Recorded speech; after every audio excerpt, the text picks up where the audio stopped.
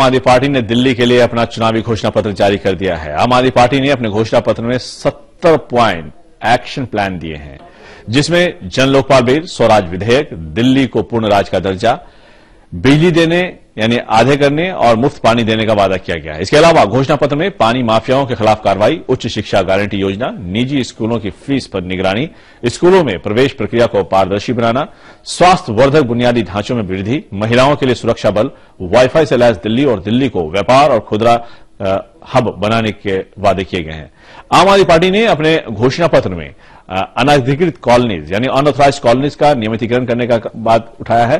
कम आय वाले वर्गों के लिए किफायती आवास भी देने का वादा किया गया, यानी लोक लुभावन पूरा मैनिफेस्टो रहा है।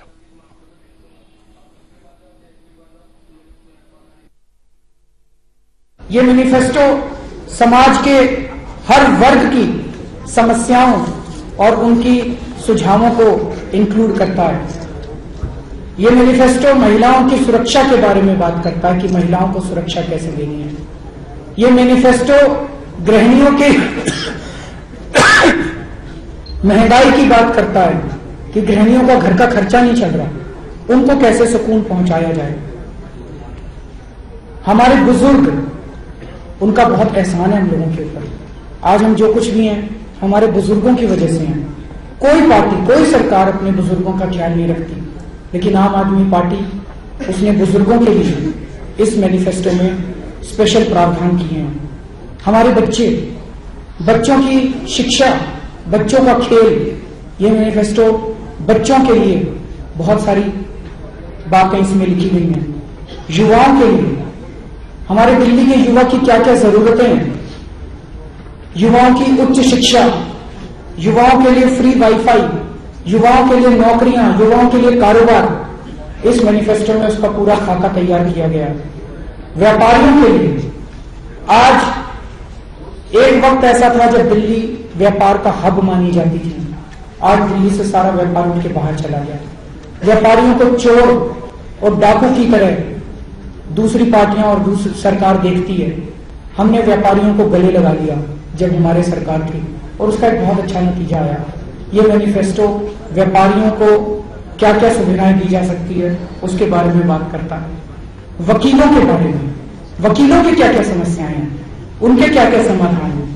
ठेके पे काम करने वाले कर्मचारियों के बारे में, उनको कैसे पक्का किया जाएगा, कब तक पक्का किया जाएगा।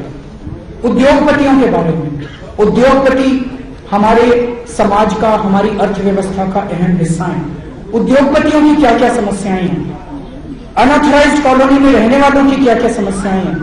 अनऑथराइज्ड कॉलोनीज को कैसे पक्का किया जाएगा।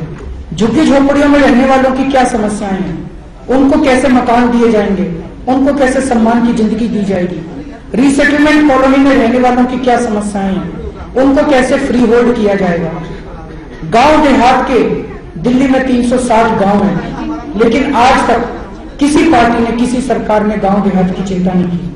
आम आदमी पार्टी पूरी दिल्ली के साथ साथ गांव के विकास, गांव का भी विकास करना चाहती है। दिल्ली के अपार्टमेंट्स में रहने वालों की, मिडिल क्लास एरियाज में रहने वालों की, पॉश एरियाज में रहने वालों की, उनकी किस किस्म की समस्याएं हैं, उसके बारे में भी ये मैनिफेस्टो एक अच्छा खाका तैयार करता है। दिल्ली के किसानों की क्या समस्याएं हैं, उसके बारे में भी इस मैनिफेस्टो के अंदर है।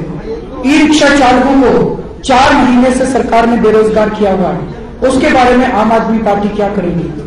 दिल्ली के ऑटो वाले, दिल्ली के ऑटो वालों की क्या समस्याएं हैं, उनसे, उनके बारे में क्या क्या किया जाएगा। एक्स सर्विसमैन, दिल्ली में ढेरों एक्स सर्विसमैन रहते हैं, लेकिन आज अलग अलग पार्टियों ने उनके बारे में ऐलान तो किए, लेकिन चुनाव के बाद उनको भूल गई। यमुना को कैसे साफ करेंगे, दिल्ली की ट्रैफिक की समस्याओं को कैसे समाधान करेंगे, दिल्ली के पर्यावरण को कैसे साफ करेंगे, और ऐसी दिल्ली बनाएंगे जिसमें सब धर्म और सब जातियों के लोग भाईचारे के साथ जी सकें। गृहिणियों के लिए महंगाई दूर करेंगे, बिजली के दाम फिर से आधे करेंगे।